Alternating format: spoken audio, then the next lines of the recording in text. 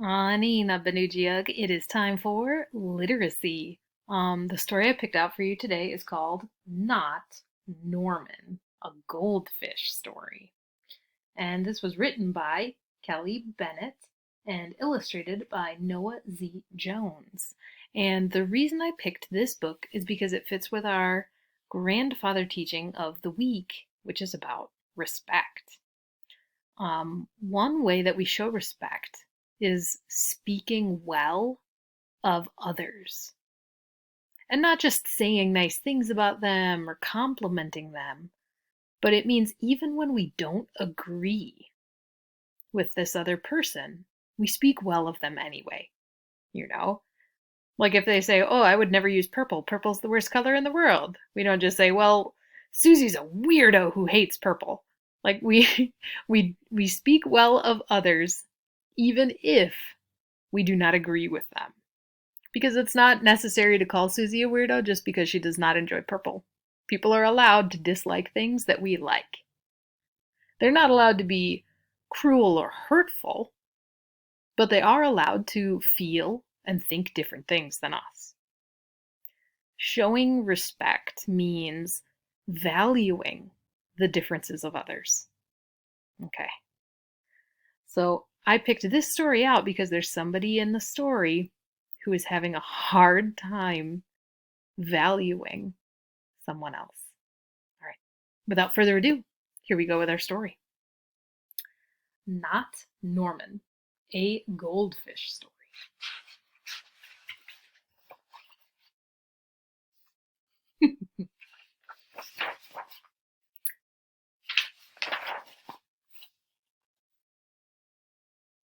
When I got Norman, I didn't want to keep him. I wanted a different kind of pet. Not Norman.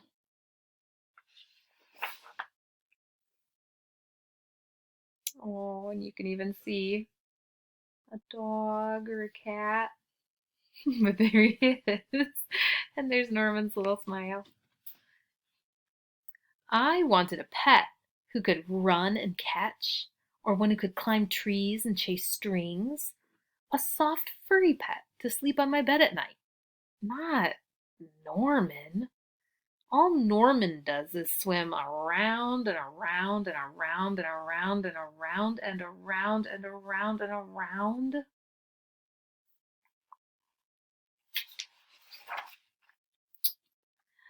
This is it. This is it, Norman, I decide. I am trading you for a good pet. Norman doesn't move. Not even a fin twitches. Oh, how can I trade him like this? No one will want a sorry-looking fish in a gunky bowl. Oh. When I drop Norman into his nice clean bowl, he starts dipping and flipping, flapping his fins around. He looks so goofy, I have to laugh. Don't think that just because you made me laugh, I'm going to keep you, I tell him. Tomorrow, you're out of here. And Norman blows a stream of bubbles.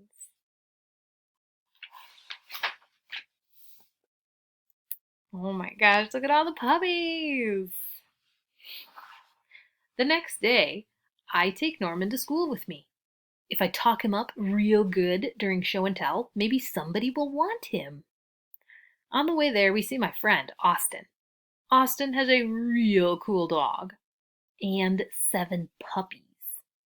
Want to swap one of your pups for Norman? I ask. Who's Norman?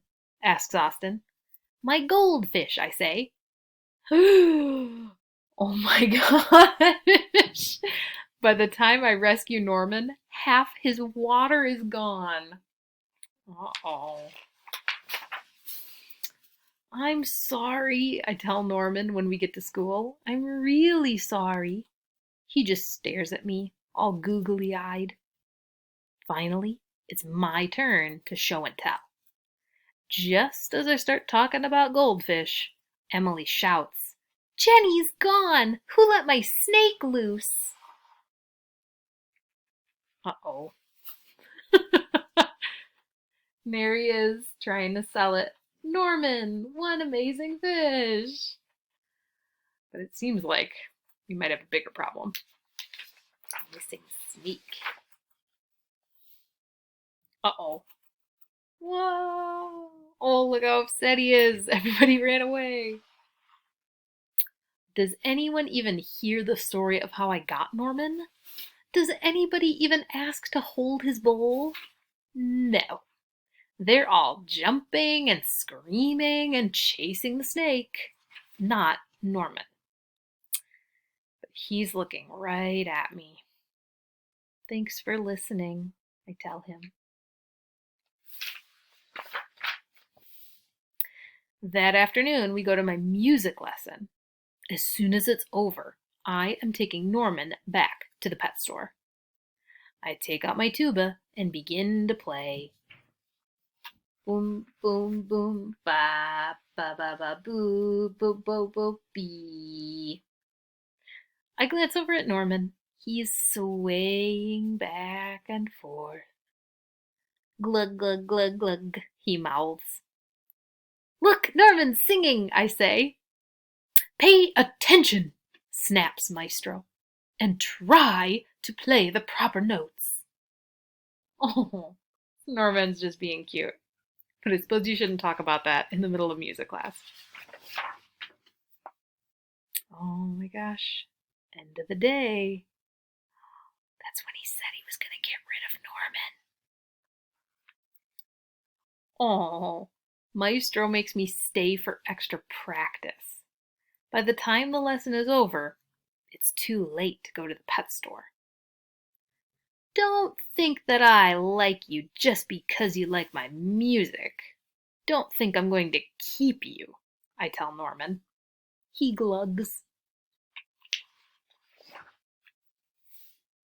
That night, I'm sound asleep when screech, scritch.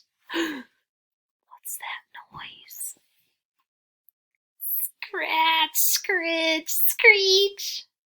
Yikes, there's something at the window. Then, out of the corner of my eye, I spot Norman.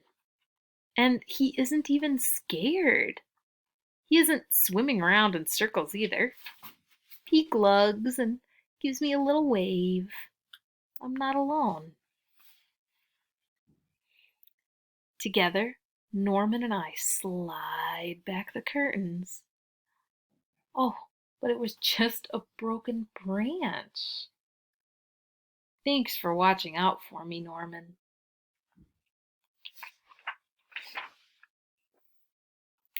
On Saturday, I take Norman to the pet store, just like I said I would. I look at the cats and dogs and snakes and birds. I look at the hamsters and the mice and lizards too. Oh no. And they all look like good pets, but they are not Norman. Look how cute. And there's this Norman, happy in the wagon. Do you think he'll give him away? When I got Norman, I wasn't sure I wanted to keep him. But now, even if I could pick any pet in the whole world, I wouldn't trade him. Not Norman. And there's this little, oh my gosh, look at him glugging along while he plays his tuba. That's cute. And there's the sign, Norman, one amazing fish. The end. So, in the beginning of the story, it was hard for the main character to appreciate getting the pet that he had instead of the pet that he thought he really wanted. And sometimes that can be super hard. Something I would like you to think about. And one thing from the story that I find interesting is that in the story we don't ever get to hear what Norman thought or what Norman was feeling. So I thought, since you guys are so good at doing characters and you are good at doing graphic novels and you know what it's like when little characters are speaking to each other, I thought maybe what if Norman had actually heard what his owner was saying? I don't want you, I want a different pet. What do you think that Norman could say to him? And not just, well, you're a stinky little boy and I didn't want to be your fish anyway. Because we're supposed to be practicing respect. And it will happen sometimes in life, even with friends and family. Somebody might show you some disrespect. But I challenge you to think about how you can respectfully let them know how you're feeling. So, let Norman have a chance to say, how about I give you a starter? When you say you don't want me for a pet, I feel,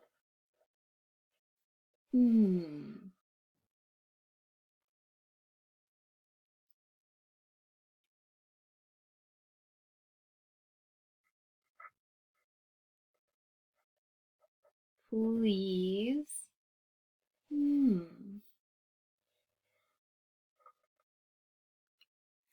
So if you got to be Norman, what would you say that he felt?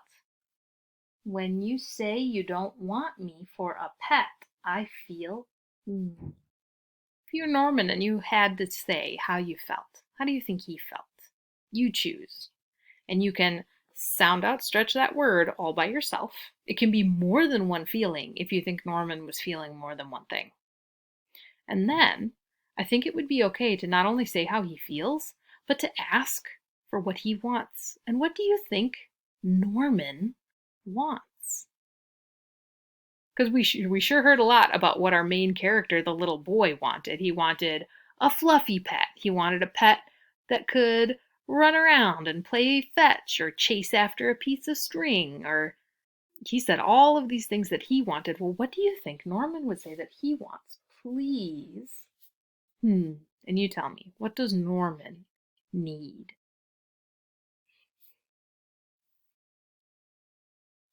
And then, I know this is not a terribly good drawing of Norman, and that in the end he did make up with his pet fish, but what do you think if he could actually hear his pet fish Norman? What do you think he might say back to him? What might the little boy say back to Norman? So tell me, number one, how does Norman feel?